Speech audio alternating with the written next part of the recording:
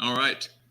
I think we're live. Welcome everyone who's tuning in and everyone who comes. We've got some really special people in my life. I happen to be sitting here next to Allan Mays, my new and quickly great friend.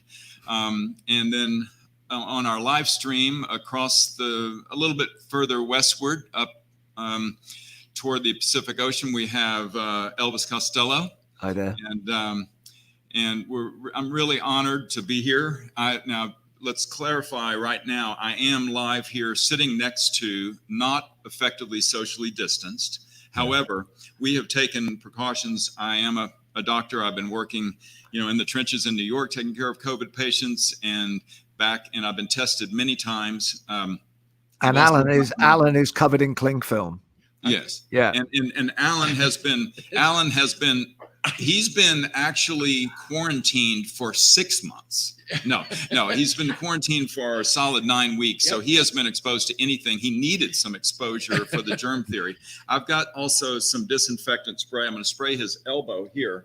Okay, that's gonna help anything there. I'm also going to spray his hands a little bit. We don't want to jeopardize, and I'm going to spray my hands. We've been doing this over and over. We're safe. I don't want to be judged. Yeah, so we don't want letters to the editor. We don't want letters to the editor. It smells like the dressing room of Accrington Stanley. Yeah. Implication. But let me say it's a really special day. This is on behalf of the Musician Treatment Foundation. Elvis has been amazing. He was a founding board member, and he and his amazing wife, Diana Krall, we would not be here today with the Musician Treatment Foundation if it were not for their generosity, both of spirit, of talent, and of time.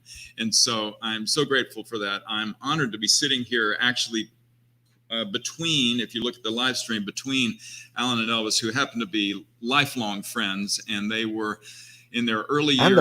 And I can't say founding member of, but the two extent, I don't know, is Dave still with us? But with the two of the four members of Rusty, is Dave still with us? Yeah. I don't know. I've not been able to find him. No, we've never been able to find him. We did have a fourth member. I know, sadly, our bass player from then. We're talking about 1970. Remind me, you're good with the diary, Al. What? Yeah. The last gig we did was February 73. Yeah, and when I first joined your group, it was 71. Then it was the tail end of 71. Yeah. So all the way through 72, right into 73, we had amazing amount of adventures. I mean, when you're that age and it all seems ahead, you can really believe every performance there's going to be a guy waiting there with a Rolls Royce with a big sort of contract offering you unimaginable riches. I was convinced. Strangely enough, it never happened in the Crow's Nest in Widnes, but we did play some good shows, and we know some songs. Yep, we sure did. Well, one thing I was struck by in listening to you converse about this is that it's sort of back to the future in that you guys have described playing to very, very few people. A very paltry audience, 1 or 2, 10 people, and so forth. Sometimes playing for no income, and sometimes paying for £2 in the early days. And so £1.50. Don't exaggerate now. £1.50. Alan's got the ledger; he can prove it. Okay. The ledger full of zeros. Don't even talk about it. Okay, £2.50 sounds like luxury. Yeah. Well, I mean, the concept though is now we are where none of the venues are open. We don't have any audiences, and the first step back may be just like it was back then, which is just a very small venues, very small crowds, where people are socially distanced and trying not to be aerosolized by the singers and the various performances. So I think that it's a heady time. It's a difficult time. A shout out to all the first responders who have been taking care of people throughout, and also all the essential workers who have still been grinding it out and actually putting themselves at risk for all of us to get what we need to keep going. And for all the musicians who have lost their insurance, remember 43% of professional musicians lack good health insurance or any health insurance at baseline. Now we have another 25 million people who have lost their insurance just through the COVID epidemic. So it's pretty remarkable, all of the stresses and strains that go on. And this is just a breath of fresh air. And I just want to thank you both again. And now I'll step out of the way. Well, it's a small thing that one can do. I've been worried. I worry about all my friends who are playing everywhere. That is particularly disgraceful. That anybody in any walk of life can't get the cover, the access to healthcare that they need.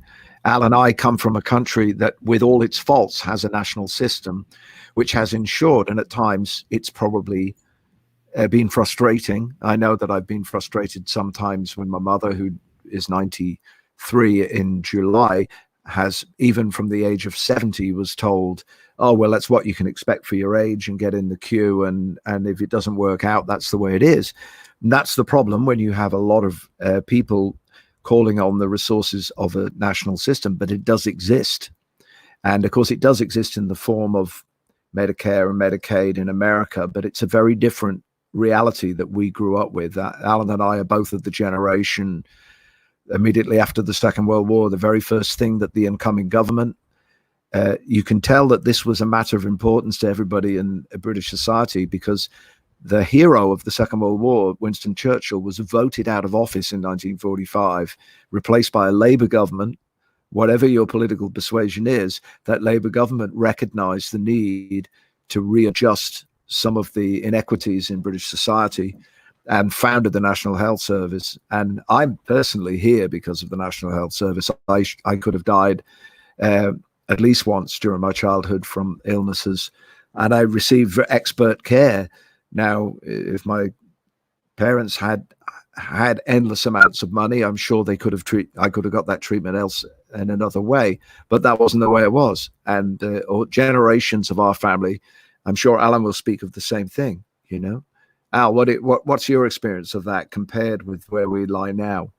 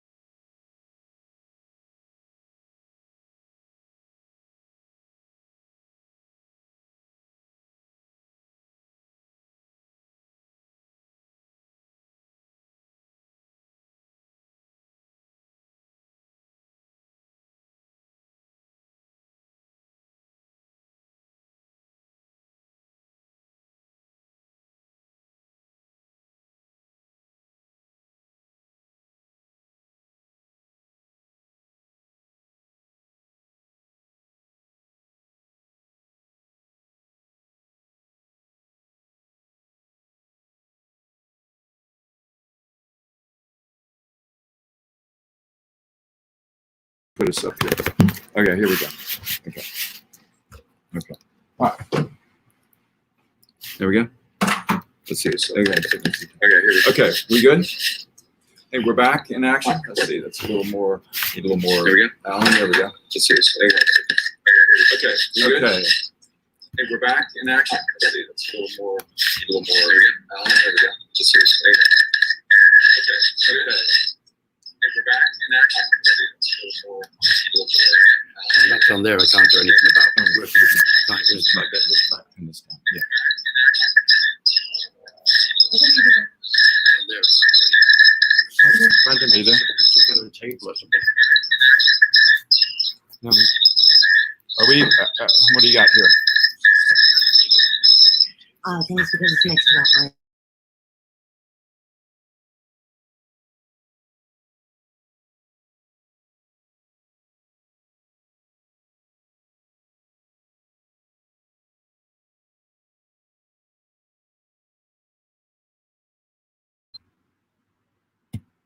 Can you hear us now?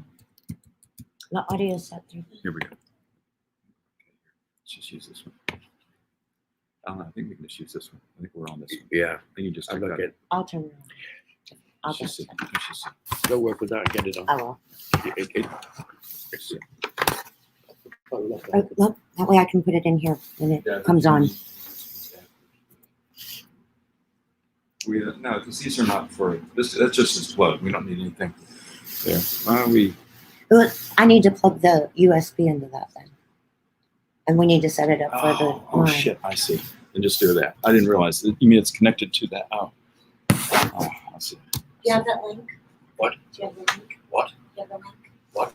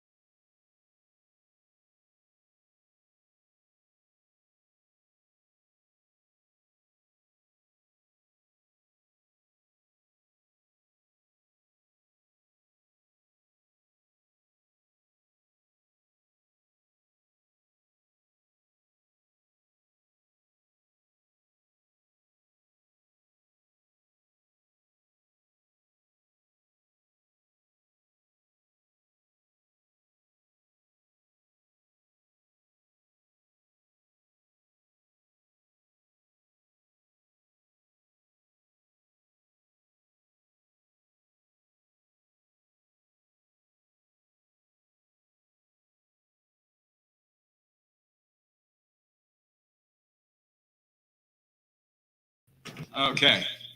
Wow. Well, you know, this is what happens. We had a laptop malfunction, but I think we're back in action. EC, are you still there?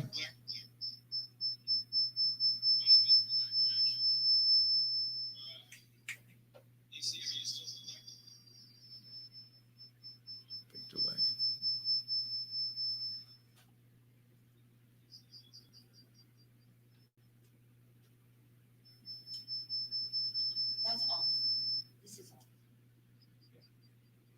it's the microphones. Mhm. You have to be 3 foot. So There's could- 1 foot and 3 foot. And something else. Are we waiting for Declan now? Are we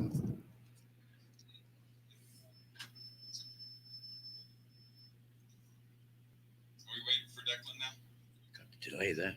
Yeah, I don't understand why there's a delay.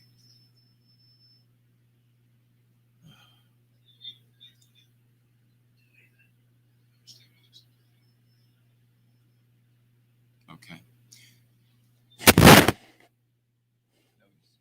Okay. So we're waiting for Elvis to come back on. In the meantime, Allan's going to play a little something for us while we get our technical difficulties corrected. Meantime, Allan's going to play a little something for us while we get our technical difficulties.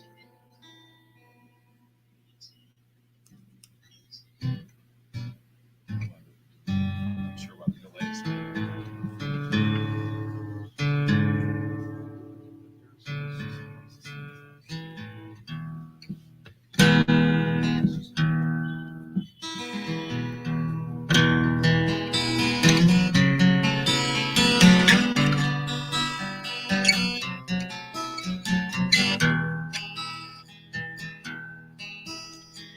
Think I'm going back to the things I learned so well in my youth. Think I'm returning to the days when I was old enough to know the truth. Now there are no games to only pass the time. No more electric trains, no more trees to climb. But thinking young and growing older is no sin. And I can play the game of life to win.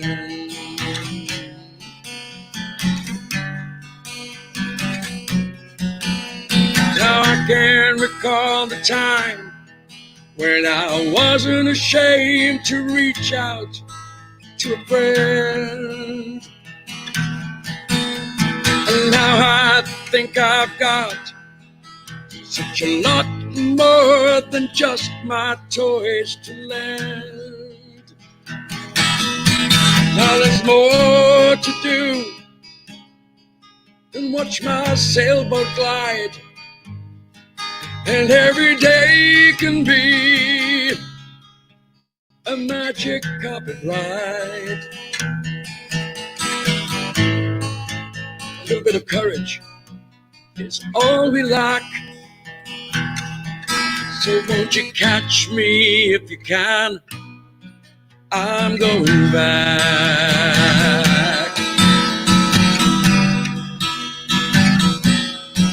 Now there's more to do than watch my sailboat glide. And every day can be a magic carpet ride. A little bit of courage is all we lack.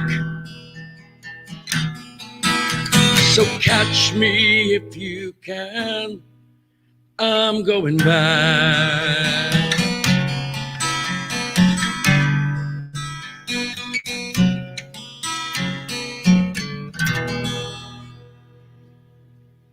Nice, Allan. Thank you. So I think oh, there he is. Amazing. Technology is just a beautiful thing. I know. We got to stop Elvis? using those steam-powered computers. I thought it was because I mentioned the magical word socialism, and then we disappeared from the air the minute I said that about the NHS in England.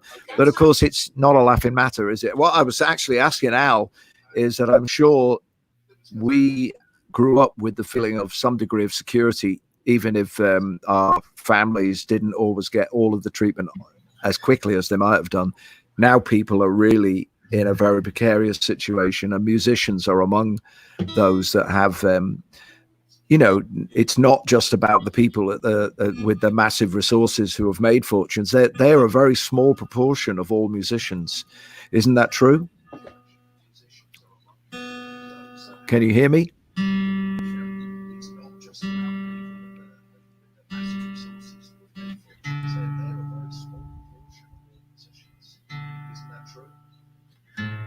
Alan, so well, we had another little glitch here, but we're getting there. Let's see. I think, yeah. Is that one working again now? You're back online with that? Yeah, I think. Shall I go in real quick? Do you want to do switch back to that one? I turned the mic and the camera off right now. Turn it back on. Put it back to where it was. Let's see how we are. Are we okay here? Yeah. Can you not see me? Yes, we can see you well. Can you hear us well? I can. Yeah, Okay. I was asking Al what his experiences were and how you know we compare that to all the people that we know. You know, other musicians that we come across. You have friends in this situation other than yourself with the limited access to healthcare now. What's your experience? When I waited, because of when my hand situation got so bad, it was intolerable for so many years, and with ridiculously amounts of money without insurance.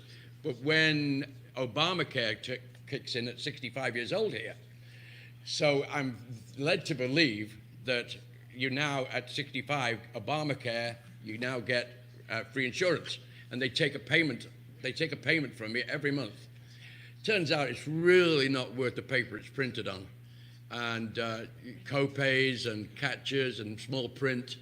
So when I, in February, went to get the hand checked, I still ended up with a quote for many, many thousands of dollars. And it was like, do I really need the operation that bad? It was a risk factor. It may not work. 8 weeks off work, general anesthetic, X amount of thousands. And it was when I talked to you and said, do you think that the Musicians Foundation is for people like me or just for real musicians with record deals? And But you are a real musician. That I think that's the thing. Anybody who plays music for a living, at whatever level of reward, is a real musician. My dad, when he sang every night in the dance hall, most weeks on the radio, and people would still say to him, "What do you do for your real job?" Yeah. Because they couldn't believe that making music was a real job. It seemed to be like too much like having fun. Not to make it. It's not equivalent to being in a mine or equivalent to working, say, as a nurse in an emergency room. But it is one that, for the most part, is filled with a lot of travel and boredom and separation from loved ones. Getting successful at it doesn't really take those things away, but far more musicians have the experience of not being very well rewarded and still having all of those things, including the insecurity about their health. It's not a particularly healthy environment playing music. In the old days, it used to be bars full of smoke. Now that's gone away, but still not most places of playing are not the cleanest. So we're, right now, I would think there'd have to be a rethink about a lot of things, as we get back. But we must be optimistic. We mustn't. Obviously, the things that you express about it's not for us to debate how healthcare is administered in America. I have my own opinions about what seems unequal and what the motivations are, but that's not something we're debating here. We're trying to get to put it across that there's a mechanism here that can help a specific group of people who we are addressing these comments to. And that's people like yourself who may have put off the experience of, the going through the difficulty of having something done that involves anesthesia and things that people are often quite afraid of, understandably. We should probably make it clear that I have a different issue to you, right? You had carpal tunnel, and I have, how do you say it again, Alton? Dupuytren's. I always say Dupuytren's. With a kind of a French accent. It's sort of a French with a Texas twang. Kind of a French, yes. Texas kind of way. But could you explain what that is for those that don't know? So people who have Northern European heritage have a very interesting, benign problem that actually creates a thickening of the tissue in the palm that's not tendons, but it acts like it, and people think it's tendons, and it will draw the hand down. It develops gradually over time, and it can lead to a great impairment of the hand function, especially for someone who's trying to, for instance, make bar chords and finger pick and so forth. It can have a very significant impact. But even something as mundane as reaching into your pant pockets, as they get bad enough, you can't straighten your hand out, and it can prevent a pianist from laying their hands out, from a trombonist fully extending their fingers out at the low notes. A variety of musicians are affected by this. And as you pointed out, the problem is it's a benign problem. It's a meticulous surgery. And as a musician, let's say you are well insured, but you're still worried about losing. Everybody should be a little scared of surgery if you're psychologically healthy. It's not a natural state to be in. So everybody has apprehension. Musicians even more so, who make their living with their hands and their voice, obviously, but mainly with their hands. And so the threat, the worry about getting worse, not better, inhibits a lot of people. And then on top of that, you have the actual surgical recovery itself, which can take a significant chunk out of one's touring schedule and so forth. So it's always weighing these factors, and then you throw in the fact that so many lack the resources to pay for such absurdly expensive surgery, and you've got a quagmire of worry and concern and delays and costs and so forth. And so I think I told you that my father, it is, and I know it's an inherited condition because I have a half brother who's a drummer, who also has it and had the operation recently. And I tried to persuade my father to have it done. He had, when it became really critical, he'd actually retired, but he had continued to play the trumpet in sort of church functions and things to do with my brother's school. And I know it gave him a lot of pleasure to play, but I could not persuade him, and he had it in both hands. And towards the end of his life, when he had Parkinson's, I had great fear that his lack of a grip would be something where he might have had a mishap. So you can really see how something that you start out with the idea that I can adjust to the inhibition, and I did for a while. And Allan, I know, has said, even with the carpal tunnel, it's pain you're working through. Isn't that right? It doesn't close your hand in the same way, carpal tunnel. Explain that. There was never pain. It was the exact opposite. It was zero feeling, like trying to play guitar wearing boxing gloves. Literally. Oh, I see. See, I don't understand it. You didn't explain it. I always assumed it was pain. Pardon? Yeah. I've always assumed it was pain. No, so it's the opposite. It's you're not got the sensation. I had to bang my hand on the wall behind me. Like, come on, get some blood down there. So we're going to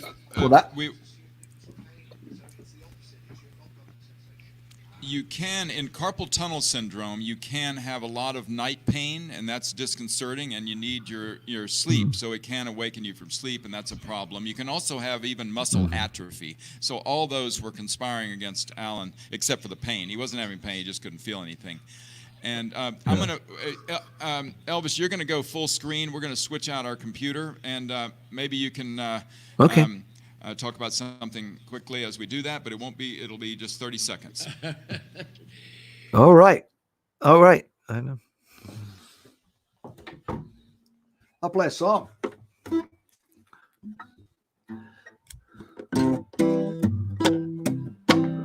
I've been waiting my time just to talk to you. You've been looking all down in the mouth, down at your shoes. Oh, baby, I come to tell you the news. I paint rainbows all over your blues. I know you've been spending a lot of your time up in your room. And at night you've been listening to the dark side of the moon. You don't talk to nobody if they don't talk to you. So Alton and Allan and me came here to sing you a tune. I give up is all you really have to say. It's time to find a brand new style, 'cause this really ain't the way. Let's go for a ride on my trampoline. I can show you the prettiest mountains that you've never seen. You better run to your closet, fish out your blue suede shoes. I'll paint rainbows all over your blues.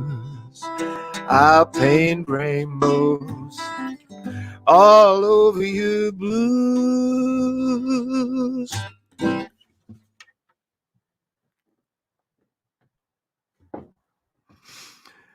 Well, I'll just talk to you some more while we're on the line here, though I don't know who's watching or anybody, whether you can even see me. Twice as large as life and twice as ugly.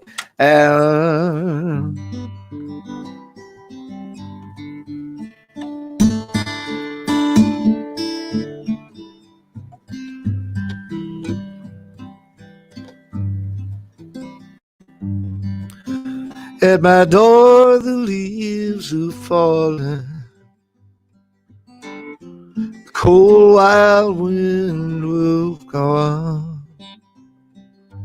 Sweethearts walk by together, but I still miss someone. Oh, I never got over those blue eyes. I see them everywhere, and I miss the one who held me when all the love was there. I wonder if she's sorry for leaving what we have begun. There's someone for me somewhere, but I still miss someone. I still miss someone. I still miss someone.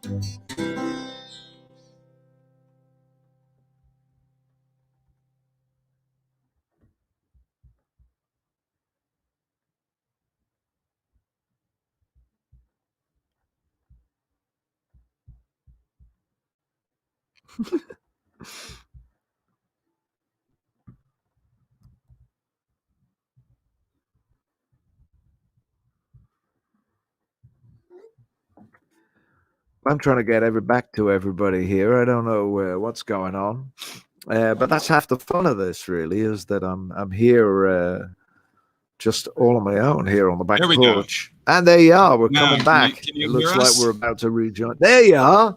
I thought I was going to have to play half a dozen more songs. Well, I don't even know whether it was online while I was singing. Was I online? Was I online while I was singing just then? I don't know. I was just singing to myself, I think.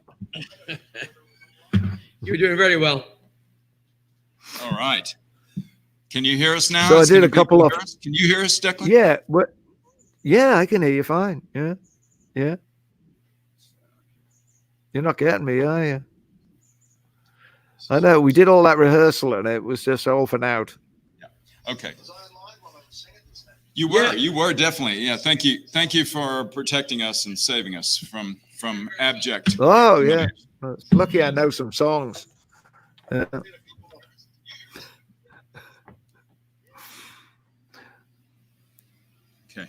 All right. So are we gonna? Yeah, tell me where are we going to go next with this conversation, Alton? You're very, I think the thickening of tissue is an issue that I've really encountered, not just in my hand but in my head as well. And I think it is a family ailment. The thickening of tissue between the ears. But once you get it fixed, you're right as rain. And I actually had a wider span after my operation, because obviously I hadn't noticed that it was holding my little finger in, even if I wanted to play the piano, which most people say, no, don't do that. But particularly my wife. But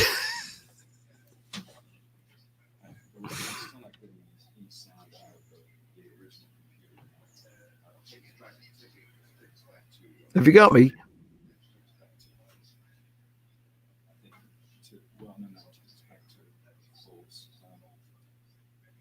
Yeah, no, full Elvis for a second.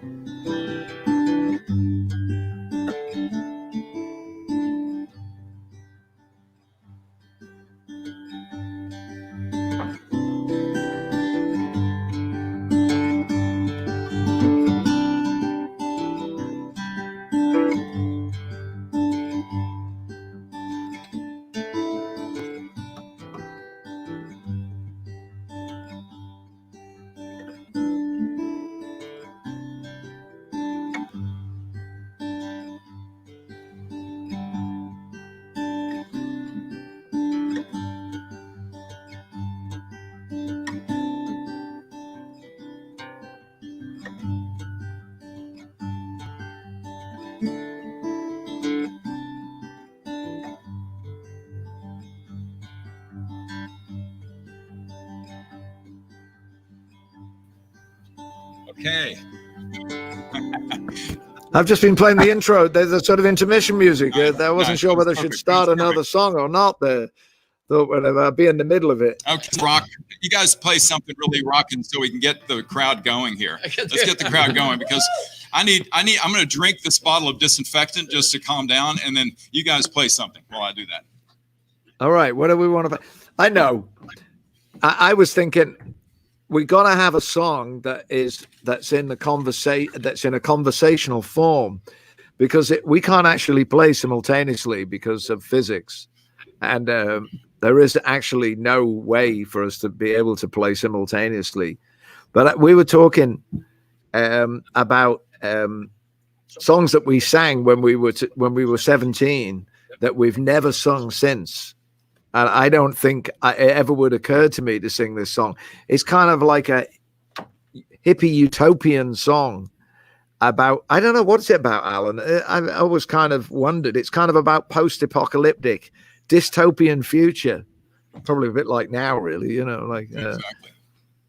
Isn't that right? I always thought it was a Civil War song, to say the truth, for some reason. Oh my God! Well, that just goes to prove that's why that's wooden ships. Yeah, it could be that as well. Yeah, yeah, it could be like two brothers. Do you remember that? One wore blue and one wore gray.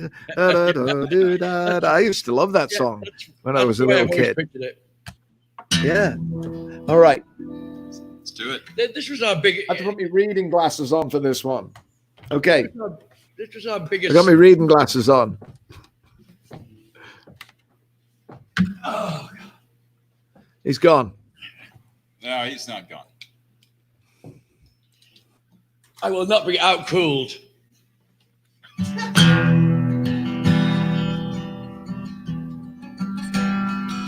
If you smile at me, I will understand. That is something everybody in the world does in the same language. You should see the glasses. I can see by your coat, my friend, you're from the other side. There's just one thing I got to know. Can you tell me, please? Who won?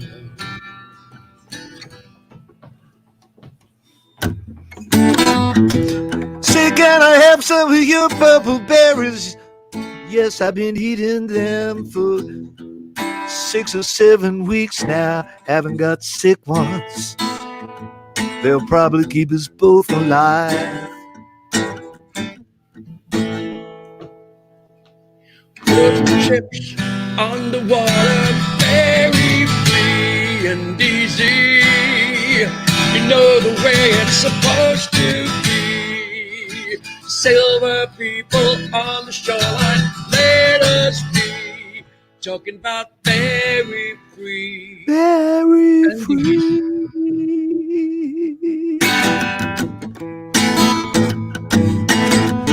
Horror grips us as we watch you die. All we can do is echo your anguish cry. Stare as all human feelings die. We are leaving. You don't need us. Go, take a sister and by the hand. Lead her away from this foreign land. Far away, where we might laugh again. We are leaving. You don't need us. You don't need us.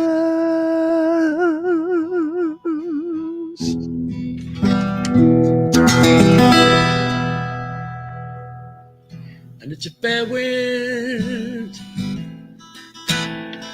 blows hard across my shoulder.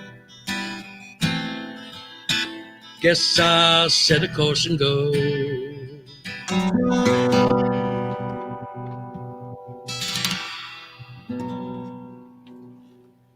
Very nice. Very nice. Wooden Chips by David Crosby and one of the Jefferson Airplane people. Paul Kantner. Kantner, yeah. Yeah. I know it's a great song. It's like, as you said, I unencumbered by my Duplatons, I would sometimes take off into some sort of guitar solo in that one. You reminded me. I don't know why that was. Why did I play guitar? You're a much better guitar player. That's like because you knew the words. Shiny white Gibson copy, and you had to play it. Yeah. Go on, just get on with it then. Yeah, I know. If you what must. a crack. Yeah. I can clearly remember the Yankee clip of that white guitar. The only time I ever remember seeing it at a gig. Yeah. And I think that after a while, I think I also did we have pickups on our guitars or just use mics? Because I had a De-Armond on my guitar. I think we had some kind of cheap clip on things. Yeah, I had a De-Armond pickup at one point. I don't know whether I had it by then. And that's actually, if you crank it up through an amp, it sounds pretty great. That's actually the kind of setup that J.J. Cale used. He had an acoustic guitar and he sounded great. So, it's just what you've got, really. Yeah. I'm gonna relay the story now to take a good few minutes. Oh, good. Going back to the songwriting days, and not to mention the hand trouble comes right into this. After we sort of mastered the first 4 or 5 chords, we discovered major 7th chords and realized that the major 7th chords made a very nice ringing sound. And you wrote a song that at the time, and I'm going to check, this is the original lyrics. Wow. You wrote of a song called The Show Must Go On. That's right. Yeah. And that's the actual original thing. And then on the other side, there's bits where we changed it and have some bits in my handwriting. Yeah. And it's about two characters in this particular song called Maureen and Dan. Many years later, 77, I was making a little EP. And here it is, the very EP. I went, pressed it myself, cost a few $100 to press it. Here it is. And I needed a couple of original songs. So I had one of my own songs on it, and I thought, I must have another good original song. So I went through all the stuff and crap, rubbish, until I came upon Maureen and Sam. The show must go on. So I thought, I'll record that on the EP. Is it Sam or Dan? It was on here. It was Dan. For some reason, I decided that Sam rang better. So I think you're right. Yeah. It had gone now from the song would be called "The Show Must Go On" about Maureen and Dan. I now called it Maureen and Sam, and then I went and recorded it. Didn't give you any credit. There was no such. Elvis Costello had not been invented. No. This was the first Elvis Costello song that had ever been put on vinyl, sometime in early '77. That's right. I gave you no credit. I pressed 1,000 copies. I threw away 950. And 949, you've got one there. Yeah. Sold a few of them. Last month, one of them sold on eBay for $150. Wow. It's because I'm a legend. That's a big improvement on our first fee. It was a big improvement of the entire investment. I threw away 950. What would I give to have those 950 in my hand right now? Anyway, for the people who follow your music, this is how the original version. I'm going to top and tail it. Do you think you might remember the middle bit? Yeah. Morning Sam will amaze you with songs that only could come from a star. In actual fact, it was kind of autobiographical, or what was to come, I suppose, to a degree. With a comical dance and a glance from afar. They're just trying to please and would be if you'd give them a chance. Oh my God, did you hear what she said about the way that I talk and hold my head in the air? The lights and the magic have faded away.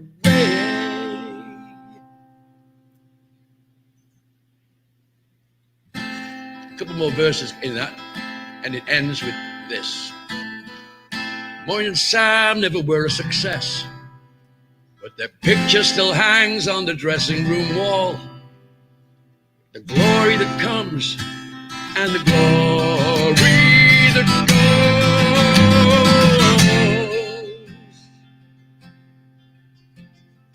Please don't you cry, and it's no use to talk. You're no longer as young as before. And as Maureen lies dying, the crowd scream for more. And the drummer still sits in the background, waiting for his day to arrive. Wow. Nice. There you go. Nice. Wow. So fantastic, Al. That was great. You're beautifully sung, I have to say. During the I don't 80s, know how much of that music is that did we work on? I don't know. I don't know. There's some of my handwriting on this side, but it was in the main. It was your song. I added it. I can hear a Simon and Garfunkel da da da da da da da. Simon and Garfunkel song in there, isn't there? Yeah. Anyway, I'd played it on once every 2 or 3 years to more than half empty rooms during the 80s. And a couple of years ago, 4 years ago maybe, a guy turned up at a gig I was playing on a little patio here in Austin and said, I've come all the way from Arkansas and I want to hear Maureen and Sam. Fantastic. Arkansas is 600 miles away. Yeah. So I want to hear Maureen and Sam. So when I used to be in Odessa, Texas, and I once saw you play it, and I know this is a Costello song. I'm a big fan. I want to hear it tonight. Wow. So that's really wild. Should I tell you why that's really wild? Here's where the bad hand kicks in. Okay. Because all of a sudden, knew I was having problems, but F major 7, Oh, I couldn't play anymore. no. Not because of not being able to hold the strings down, but because I couldn't get my finger out of the way enough. So the first chord, instead of being morning sun, came out like this. And I just couldn't clear that first finger. I bluffed my way through it, and he was deliriously happy. Charlie, his name was. I'll never forget it. Charlie from Arkansas. Charlie from Arkansas. And he's with us tonight. But it The was weird like, thing is, Al, here's the who are really. you? I thought it was a setup. I thought you'd maybe send somebody out. It sounds like it. I mean, it would. I tell you why I know it's not a setup, is that North Dakota, Montana, and Arkansas are the only states I've not played in. Wow. On Alaska, I've never played in Alaska. There's only 4 states that I haven't played in. Weirdly enough, Arkansas is one of them, because you would think how close it is to Mississippi and just never. I passed through many times, but never got a gig there. So if anybody's watching, when we have gigs again, can I go and play in Arkansas? And I promise to play some version of that song. After Charlie, or just prior to Charlie, somebody came up to me and said, "You do realize your song Maureen and Sam is mentioned on an Elvis Costello sleeve note, because you had now changed the characters' names again." Yeah, I think I saw. They were now Maureen and Stan. Maureen stayed the same, but she's now becomes a partner's now Stan. She was terrible. She got around, Maureen. That's the truth of it. A bit of a goer, as they used to say. Yeah. Can you play any of Ghost Train? Yeah. It's funny because I thought, that's really, I can hear the earnestness of the teenage me and the teenage you as well in that song, and it's kind of very dramatic. That I'm very surprised when it sped up. I didn't remember that bit at all. I think you might have written that bit, because I don't remember that. Maybe I wrote it. I don't know. But the thing was that I think it had, when we were playing together, my dad was playing he was playing the clubs, the Northern English working men's clubs at Scotland, in Yorkshire, never down south, always in the northeast, northwest, Scotland, South Wales, and occasionally dates abroad. And I went with him on a few occasions, mostly to carry his trumpet and help in with he had a liquid light projector. Do you remember them? He had a liquid light projector and a portable strobe light, which was not things that people in Merthyr Tydfil had ever seen. And my dad was became a bit of a hippie in the late 60s. I mean, he looked like a typical dance band singer in the early 60s and 50s. And then when he became a solo artist, he grew his hair much longer than ours ever was. And he sang a lot of songs of love and peace and believed all of that, and sang a few Irish songs. He played a bit of trumpet. And but I couldn't help notice that I think he was doing that to keep feeling young. He wanted to feel like he wasn't stuck. People would come up to him and say, "When do you think the big bands are ever going to come back?" Dance bands, because they'd sort of drifted out of style.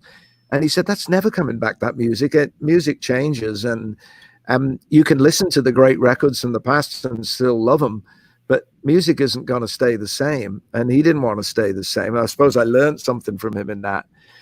And I remember I used to look at the pictures of the people in the clubs when I'd go with him. And I suppose we've both played a few places like that where you see the pictures of people caught in that moment and they're like this. Oh, yeah. They're in that spotlight doing this, and all their dreams are there in the picture. And I think that's where that song came from lyrically. So when I went back to the idea of it, I must have found it in an old notebook, because I don't remember the Show Must Go On ever being in my mind. Yeah. I kind of wrote it more with a kind of vaudeville style, not that kind of folk music way. It had a calliope middle. We used to go da-da-da, da-da-da, da-da-da. Oh, it did have that. It did have a little bit of that circus music. Yeah. It did have a bit of circus music in it then, yeah. But I made it. I was into this after after the time that we were playing together. I got into like a lot into Randy Newman and John Prine, who had quite a lot, who passed recently of COVID, and he had some songs which had almost like ragtime changes, and so I tried to emulate that a little bit. And the Ghost Train part was more like, instead of them being the show must go on, it was like they were almost like ghosts that you'd see, because I felt those people when I go with my dad and I'd see the pictures of the different acts that have passed through those clubs. Some of the people had passed, you know, and my dad would tell me, oh, you know, such and such a comedian I used to know, he had a heart attack and died. And I recently met one of those guys, son, and he came to my gig in Nottingham and told me that my dad had written to his mother when his father had died. And you know, it was a community of people, so you had to have, I wanted to have a little bit of like sympathy for them, because I think when I was 17, I think I thought we were a bit better than all of that. Yeah, you know, I did think I was a bit of a snob, like a lot of teenagers are. And then I realized that you know, eventually you become Archie Rice, you know, the Laurence Olivier character in the Entertainer by John Osborne. You know, you become some horrible old kind of fraud down at the end of the pier, kind of still singing Allison and, you know, trying to fool people, and then it matters to you. I mean, that's what I've always feared, that it would be like I wouldn't be able to feel it as real. And of course, the inhibitions you have, whatever happens, you lose your eyesight, you lose your health. If it's something that faces a lot of those people. Anyway, I'll play just a little bit. I'll play one verse and chorus. Maureen and Stan were looking for a job. They got songs for every occasion and a little limelight robbery, but no one can employ them. There's nothing to be signed, so it autographs his overdraft as she goes out of her mind. Stuck on the wall with 1,000 faces, unwanted posters from the haunted places. Roll up with the ghost train non-stop through the city. Step right up and show you faces, only want the pretty ones. Roll up with the ghost train non-stop through the city. Step right up and show you faces, only want the pretty ones.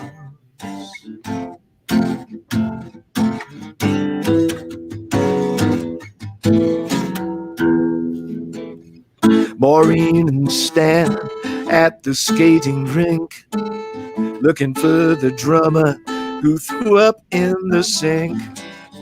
Laughing and singing, dressed up like dice.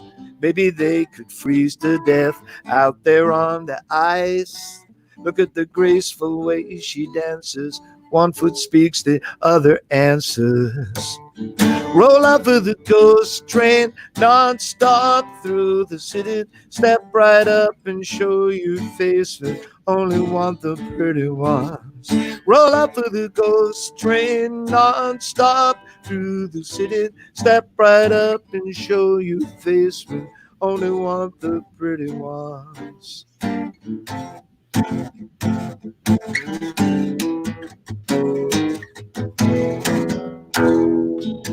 She plays the queen of the flea pit. He plays a Spanish guitar. He plays that guy from a witness. She's not seeing any stars. You can be refused and you can be replaced. You can change your name, but you can't change your face. And as they make believe it's just another holiday, they turn on each other when they hear that joker say, roll up with the ghost train non-stop through the city. Step right up and show you faces, only want the pretty ones. Roll up with the ghost train non-stop through the city. Step right up and show you faces, only want the pretty ones.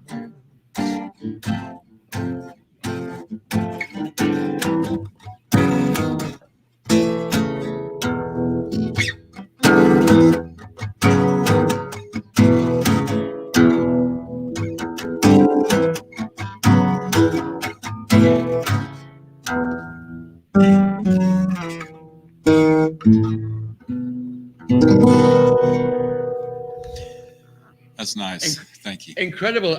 There's 3 or 4 references from that earlier song then. Oh yeah, yeah. It's you can say the drummer, but Yeah. you see the cynicism had crept into the boy. You know, he wasn't waiting for his moment. He was throwing up in the sink, and she played the Queen of the Fleet Pit. He played a Spanish guitar. He got a black eye from a waitress. She's not seeing any stars. I still sing it. I tell a slightly romanticized story about being with my father in Blackpool, and it is perfectly true. I think it was the Central in Blackpool, and I think I invented a curtain. I don't really think there was a curtain there, but in my imagination, I was behind a curtain, and my dad had given me a stack of sheet music, and I couldn't read music. I'd only read chord symbols, and he kind of came, I think, and handed it to me just before the announcement, and there'd be the MC, up there, which you'd be familiar with, talking and saying, ladies and gentlemen, we've got a very good act coming up now, and then we'll have the bingo, and it was always like they were always promising something else. And my dad looked me in the eye.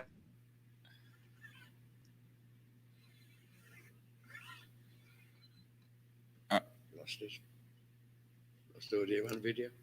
Yeah, I think we lost EC for a minute. It's exactly 7 o'clock. I wonder. No, I don't think so. I think no, he didn't know it. No, because we're still there. We'll still yeah. I mean 7 o'clock for him. Oh yeah. So they'll get him back on. So Allan, let me ask you something about. I'm back. Oh, you're back. I'm in the middle of I mean, it was right at the punchline.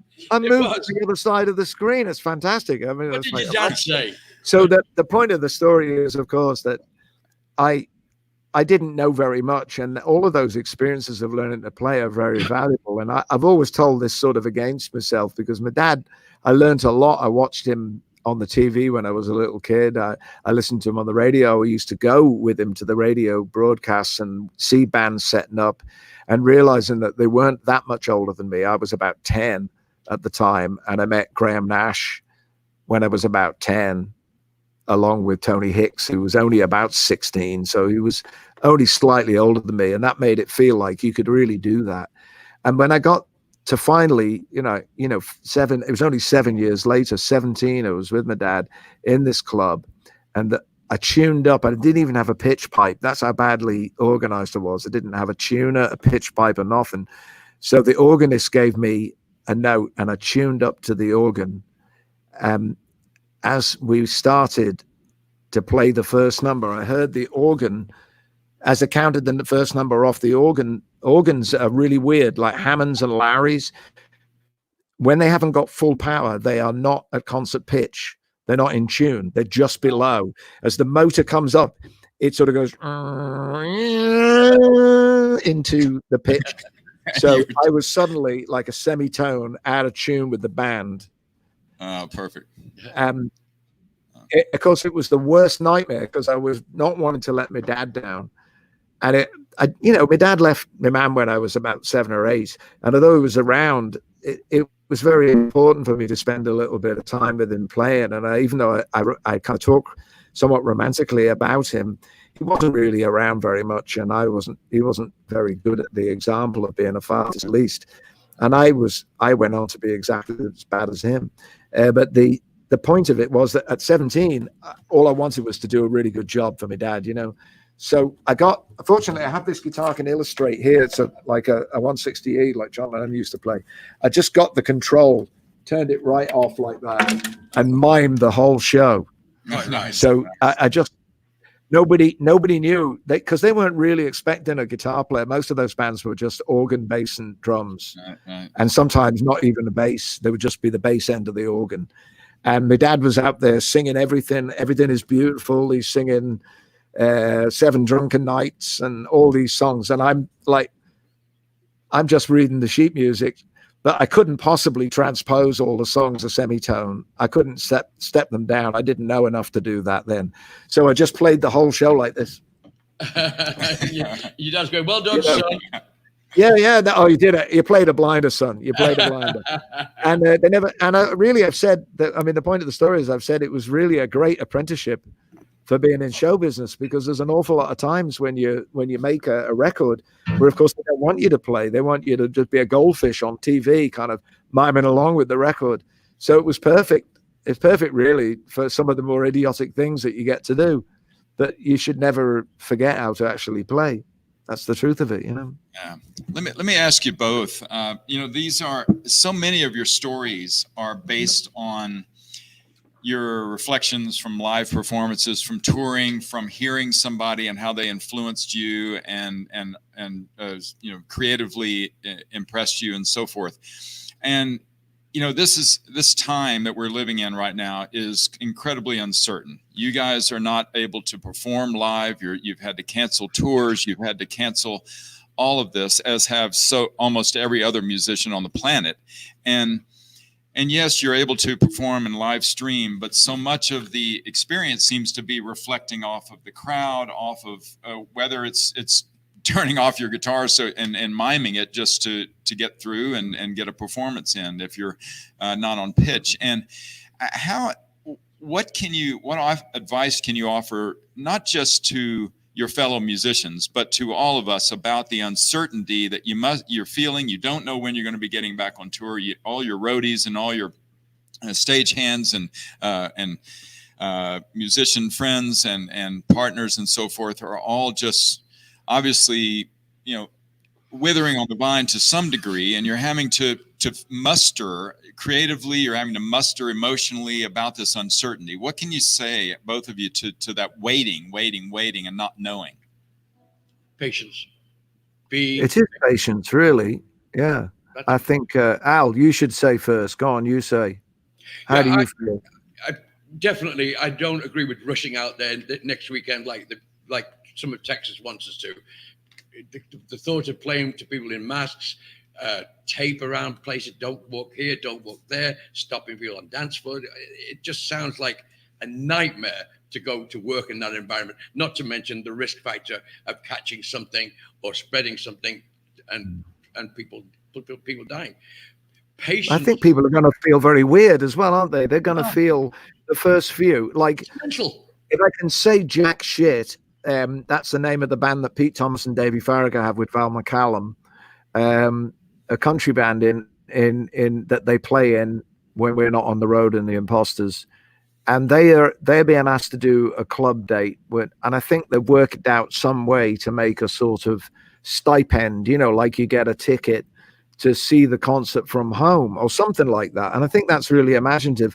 And in the short term, that might be one way, but of course, it still requires those 4 or 5 people to go, and there still has to be a sound man. There still have to go to the club. There still, as you said before, they still have to they have to use the facilities at the club. They have to get there. That somebody has to film it. So there's still exposure. And somebody if you're taking that attitude, yeah.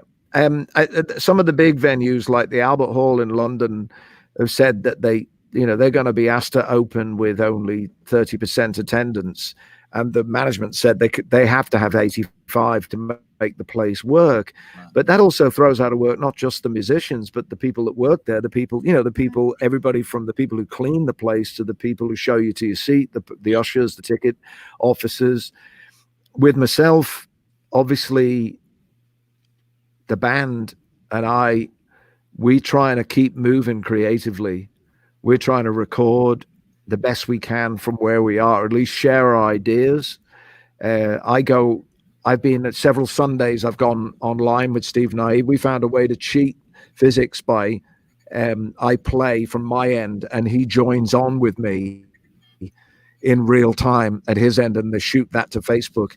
And it's not entirely satisfying because we keep cutting out, as we've found today, but it's something to make a connection with people, and it's really been lovely because people write in and request songs of him. He does it every day. He does 45 minutes and he's not getting paid for that. You know, this is the thing. It is a profession. I don't think we should have any special allowances for being musicians, but it's very easy to imagine all music becomes free from this moment forward because so many people are doing that. The great English songwriter Laura Marling is teaching open tuning lessons to people that want to learn the tunings that she is using on her new songs. I saw that she was doing that. That's a terrific thing, because the people who love her work as I do, they probably want to know how she's doing all that stuff. If I'd known like how Joni Mitchell was playing back when we were starting out, or Neil Young, we wouldn't be making all the mistakes we're probably making today. You know, it's sort of great to be able to share some of that, but it can't go on forever. And occasionally you will see a sort of pious hymn to the isolation of quarantine. And if I have to hear one more drippy song like that, you kind of get to the point where you're going to go, I know this is well meaning, but Lord, take me now so I don't have to hear any more of these songs. It's a time to kind of get a little bit more upset and a little bit of life in the music. We got to have the life and the spirit. I think I said to you, Alton, Diana, my wife, is a jazz musician, and she really talks about, they really listen to one another. We usually we come through like a battering ram with electric guitar and drums. And yes, we do listen to what the agreements are, but in every moment of playing, we're just locked onto what we're doing. And it's a blur sometimes. Sometimes it's an exciting blur. Sometimes it's a chaotic blur. But there's an intention to get from the beginning and the end. And we know how it goes. Jazz musicians, they're really responding. All the thing that makes it magical are those little nuances that come off. Okay, the drummer's landed in that accent right there. That's going to throw the rhythm of my voice somewhere else, or my piano playing somewhere else, and so on and so forth. She said, I just really can't imagine playing in separated spaces. Recording is a different thing, because when you go into the studio, the first thing you do is try and achieve separation between the instruments so you can get clarity on the final mix. Mm-hmm. I've made lots of great records. My first record I ever made was an 8-track studio that was the size of a phone box. So you had no choice but to accept every instrument was bleeding into every other instrument. Sun Records is like that, a tiny little room. And look at all the great records that were played there. I visited Motown in the 80s. I met Motown in Detroit, and I imagine that was a cathedral when I was a teenager. I imagine those records were happening in a cathedral, something magnificent space it must be in, that Marvin Gaye was singing in. And then you get there and it's a tiny little room, and somehow they managed to make all that sound. So I suppose, people are making records at home. They're using their ingenuity as they always do. I've written a lot of things while this has been going on, and I'll just keep writing. And whether or not there's any way to get them out to the public, who knows? I think I mentioned, Allan, I want to patent a distancing belt, which is a Velcro strap with like 6 pointed sticks attached to it that you can wear when you go to clubs. And if anybody gets close to you, a Velcro belt that you don't have to have sizes. It can be any size. You can adjust it to your girth. And then, but pointed sticks on the end of it. I think pointed sticks are going to be very important in the upcoming months. Yeah, that's nice. I like that. A selfie stick, only with a point on the end of it. Yeah, not poisoned on the tip, not poisoned. Obviously with bleach on the end of it. It was really good, Like ever since I got rid of the Listerine and started drinking the Lysol every morning, I've been fine. Yeah, your voice sounds great. It's good. I've been, Yeah,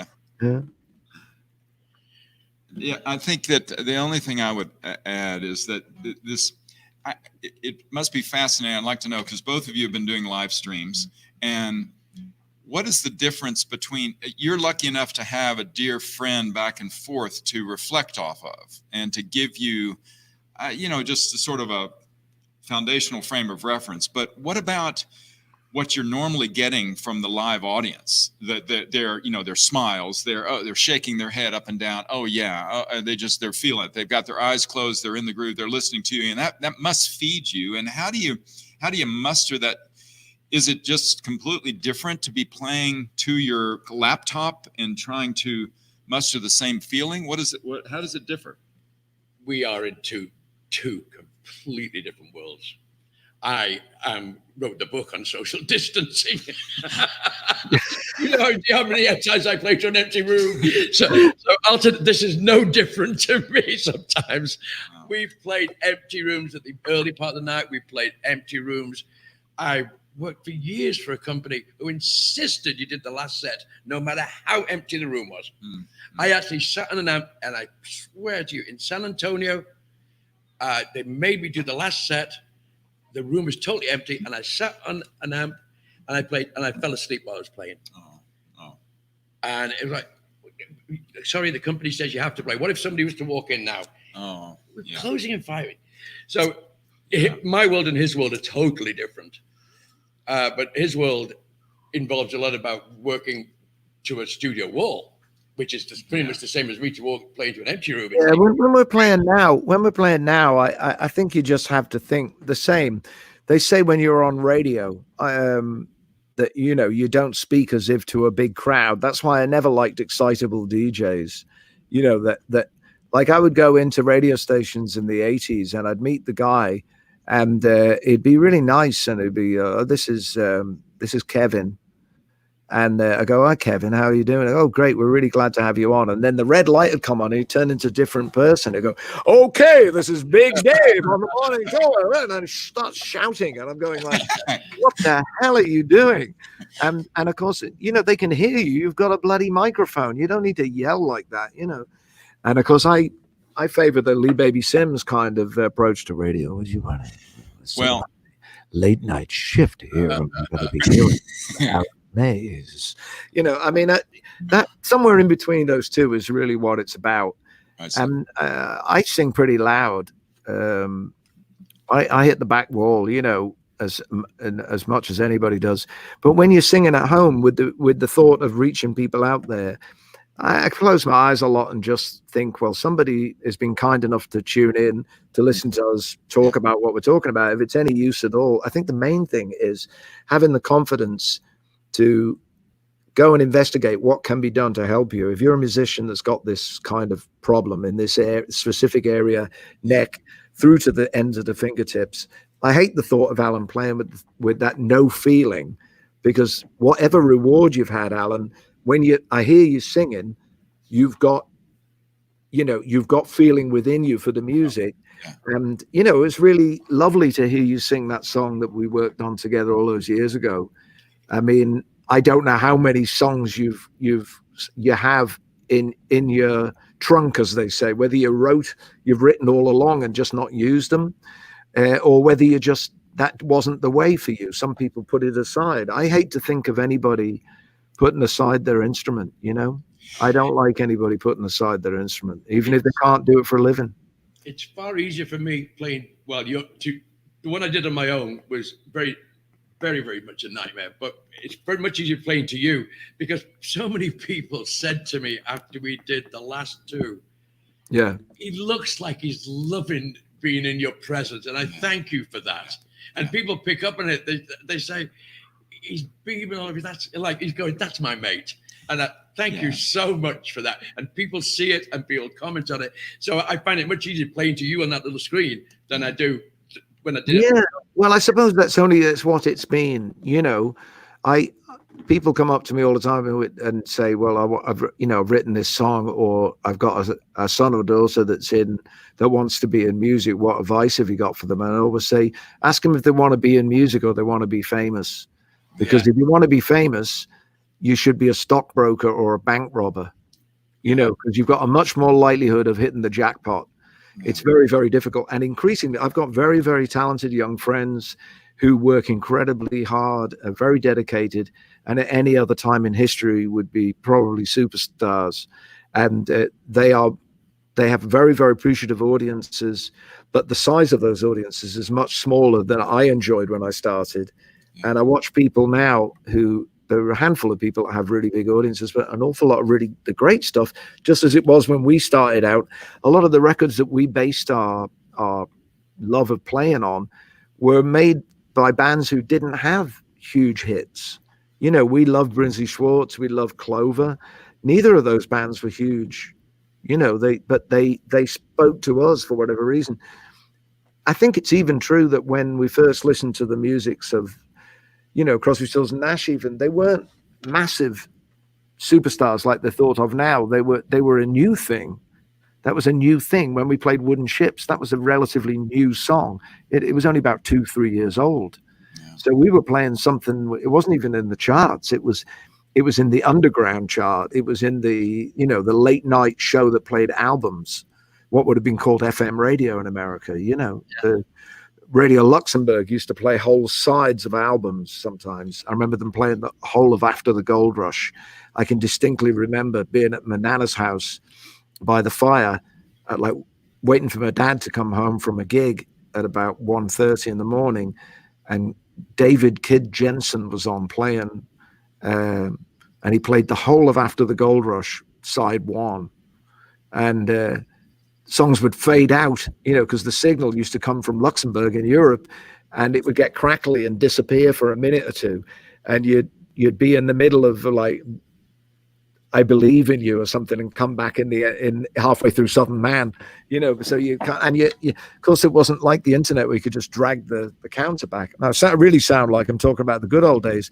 There was something magical to that. Yeah. And I think we both did that, didn't we? We had records. You had Farewell to Aldebaran by Judy Hench and Jerry Esther. You know, great record. Nobody knows that record. I can't believe you had that record. How did you get that record? I don't know what led me to it. I don't know, and I still play it to this day. And it took years for the CD to come out. I had to wait for years before they reissued it on the CD. Yeah. But yeah, I don't know why. Where bargain bins? I used to the bargain bins for 45p. At the bargain bin, you'd go buy it. It looks they've got long hair. They must be good. Yeah, that's a lot of the time. Yeah, I'm looking at my computer and I'm realizing that I've come unplugged and I'm going to run out of juice. I don't want to disappear on you, but we started out. Is there anything that you really want to talk about, Alton? Let me see if I can get a bit of power to this, stretch it round and change the perspective. I would do that. Yeah.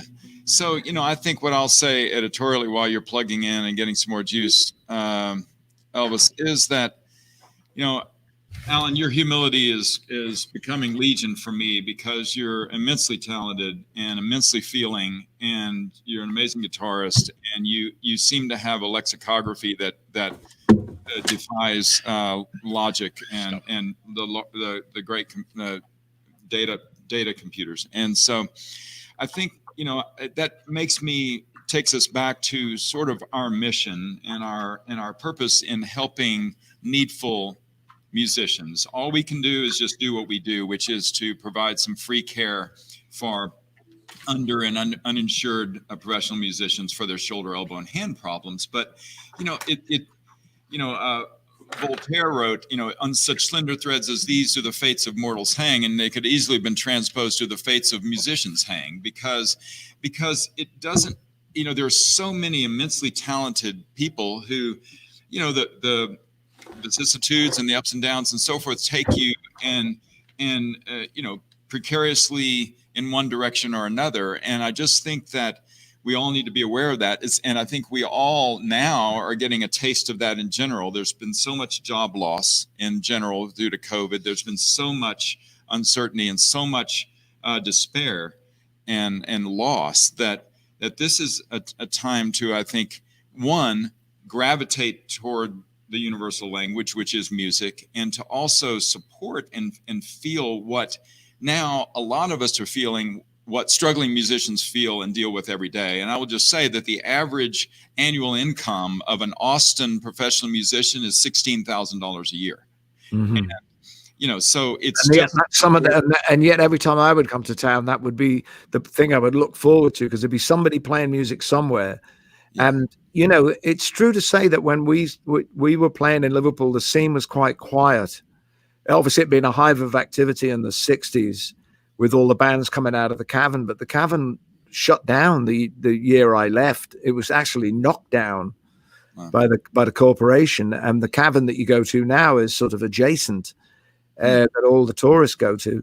But now Liverpool is like a little bit like Austin. And I think about my musician friends there, Ian Prowse, who opened for us. I know he's doing a thing every Friday. He does Monday nights at the Cavern, but he's doing a thing from his home. Another friend of mine is a great jazz musician from Brooklyn, and he stands on his balcony. Like he's got like a first, like outside of his bedroom, he's got like a little balcony, and he stands there and he plays the saxophone to the street, and other musicians who live nearby come and stand in the garden. And then there was somebody playing on a melodica. I think his son actually was playing on a melodica in the garden. And then there's a girl walks by from the neighborhood and she's dancing to the music. And I think you can go, Roy Nathanson is his name. And you should go if you can find it. It'll be under his name or the Jazz Passengers.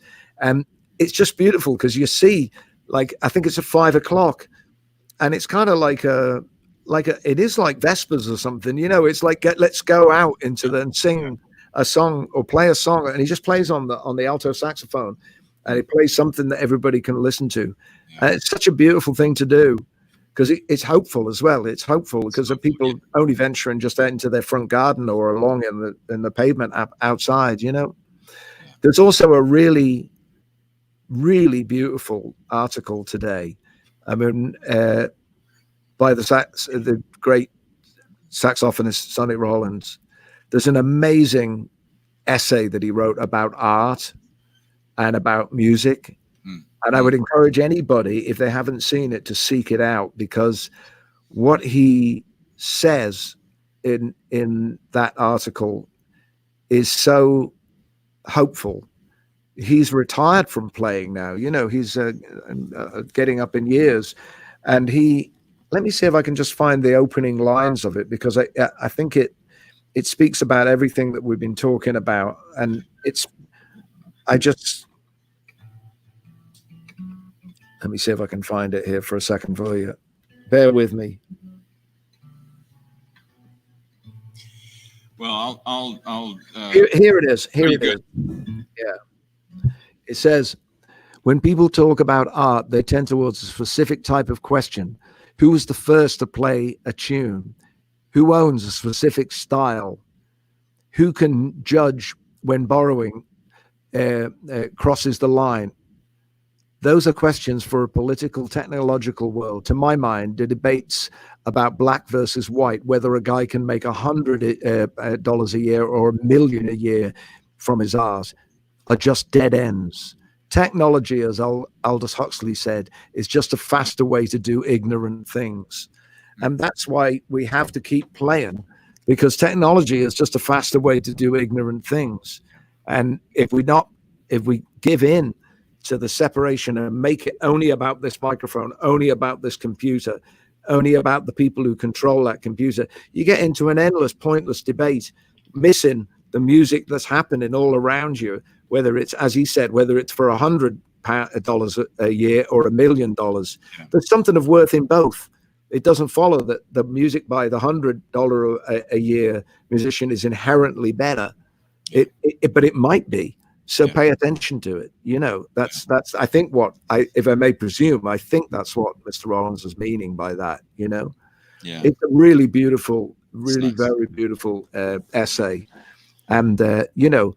We're fortunate to live in the time somebody would think who's seen so much art and music and can talk with that kind of clarity, more clarity than anything else I've read in the last 9 weeks. You know? Well, you know, it is a very unclear time for sure. And we do need clarity and we need less polarity, I think. But and that always makes me want to, I always think back to a song that both of you know extremely well. And a song that you made famous, and it's one that always moves me. And I think, if I may be so humble as to request a few bars of a little peace, love, and understanding. Well, we're going to have to do it turnabout. Al, why don't you kick it off? You kick it off. I barely know it, you know. I've never ever played this song in public. We're losing the light.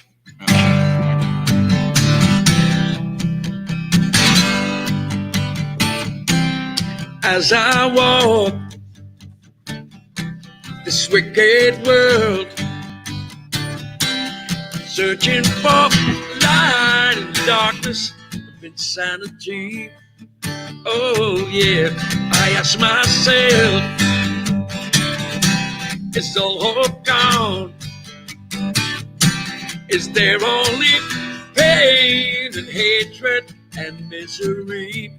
Oh, misery. And each time I feel like this inside, there's one thing I want to know. Oh, what's so funny about peace, love, and understanding? Oh, what's so funny about peace, love, and understanding?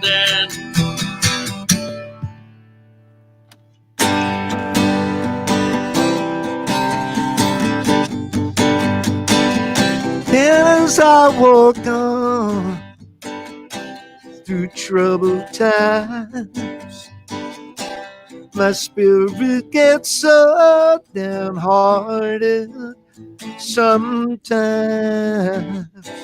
So where are the strong? And who are the trusted? And where is the harmony, sweet harmony? 'Cause each time I feel it slipping away, just makes me want to cry. What's so funny about peace, love, and understanding? Oh, what's so funny about peace, love, and understanding? Oh, what's so funny about peace, love, and understanding? As Nick Lowe said, we must have peace. More peace and love. It's just for the children of the new generation.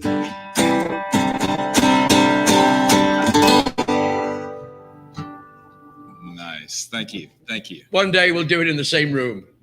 Yes. I know one day we're doing the same room. Because we're missing the harmony. Yeah. Yeah.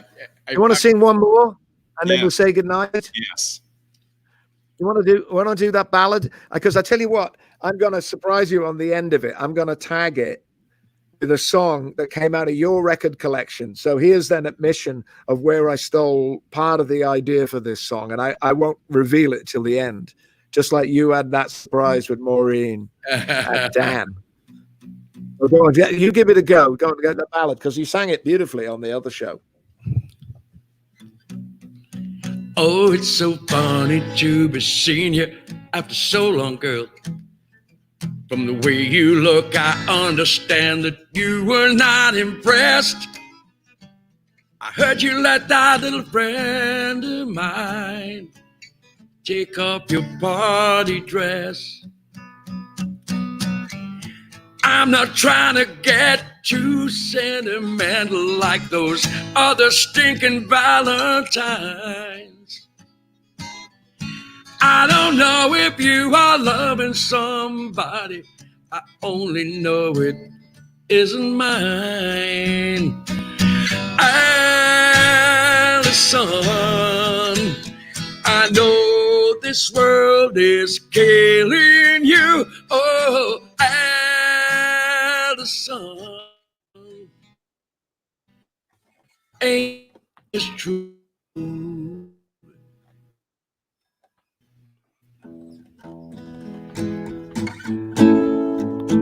Well, I see you got a husband now.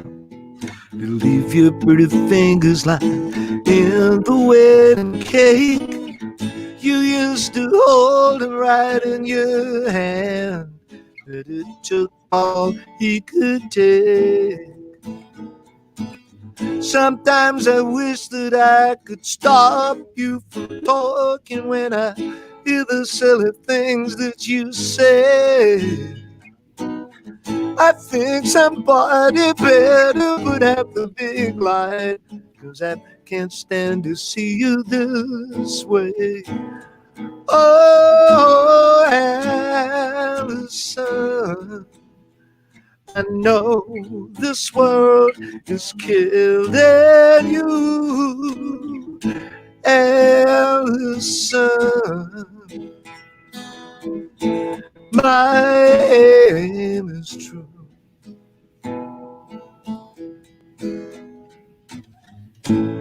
Street choir, sing me the song for the new day.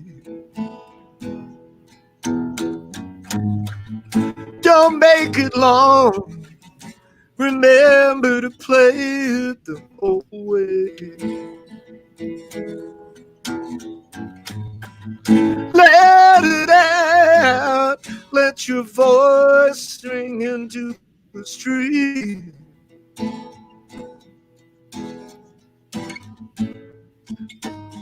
This shall be complete. Why did you leave America? Why did you let me down?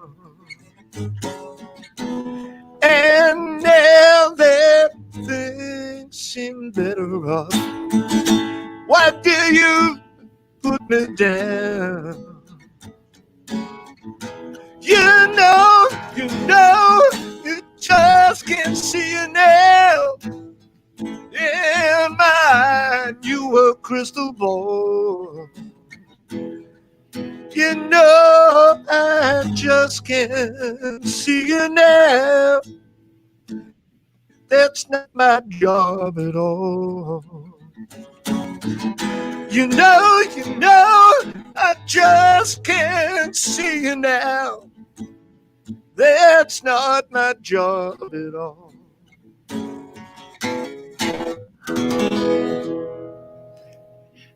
I did have that album, didn't I? The Street Choir. You did. I did. It's quiet. You can hear it, can't you? You Yeah. can hear where I nicked it. Some of it from the vamp thing is from Van. Yeah, And we played 2 songs from yeah. that. I've never sung that song from you, but yeah. It's 2 for the price of 1. Yeah. All right, guys. All Well, right. it's Well, let been me- a let me real just pleasure, end- Alton. Thank you. Let me say a couple of things. Yeah. One, first of all, Sure. you guys were not, if you saw the comments, you were by no means playing just to each other. You were playing to a lot of people who really appreciated amazing comments on the beauty of what you've done. And I can't thank you Thank you, enough everybody watching. for your support for MTF, for the Musician Treatment Foundation, and for all your fellow musicians who need all this help so badly. And so I'm grateful. I'm so grateful to be here. I'm so grateful to not have I'm so COVID, grateful for this. and I'm grateful that Yes. but all your hands are working very well, and your voices and your spirits are alive and well. And please give my best to Diana. Diana Krall is also on the board, and she's amazing, as we all know. And just thank you so much, both of you. What's his finger thing called again? And for the correct and I'm impressed so much by your correct pronunciation, which Alan just asked me about, which is Dupuytren. Dupuytren. Oh, Which- he was a French count. He was a That's- French count. Yes, the French count. That's He right. was. He was So a when we French go on count. tour, it'll be Elvis Costello and the Dupertrons That's right. coming at you live. It sounds like an attack from another world. It's like I can see a science fiction cover. The attack of the Dupuytren. It sounds like The somebody wrote Dupertrons. you in 1978. Oh, I'm sick of the Dupertrons. Yeah. Getting on my nerves. Yeah. All right. We'll sign off. Thank you, Declan. everyone out there Thank for you, watching. Alton. And thank you. you. Thank See you, you Alton. again. All Okay, right. Good night. See you guys. Do it again. Bye-bye. Can we have a pint now? Let's go for a pint. Ah, yeah.